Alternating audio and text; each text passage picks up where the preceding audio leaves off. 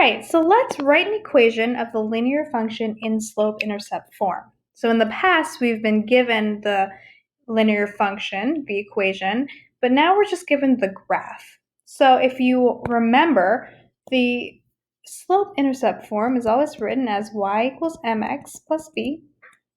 So that means we need to have a y-intercept and a slope. Well, when we look at this graph, we see right away the y-intercept. So we know that our y-intercept, if we looked here, is 2. So there's the plot. We see a second point here that is 1 and 1. So we know that our b is going to equal 2. So from here, we can use just counting these lines to figure out the slope. We know that it's going to be a negative slope. So we're going to count down. So 1, 2, 3, went down 3, and it went over 1. So we know that the slope is negative 3 over 1. Well, now that we know this information, according to the graph, we can just plug it right into our equation. So we're going to have y equals, our slope was negative 3x, and then our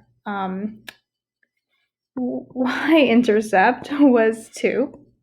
So y equals negative 3x plus 2, and that is the equation of this linear function. Let's do another one. Well, just as a reminder, we need to have it written as y equals mx plus b. Well, looking at this graph, we see that our y-intercept is once again 2. And then we see this other point here, and that is 3, 3. Well, we know our y-intercept thanks to this. And so now we just have to count to figure out what the slope is.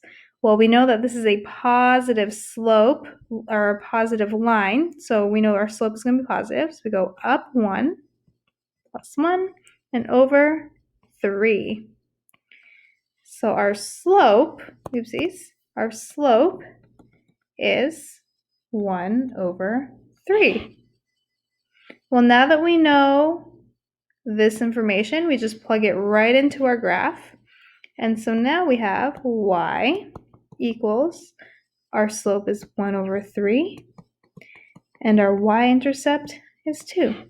So y equals 1/3 x plus 2.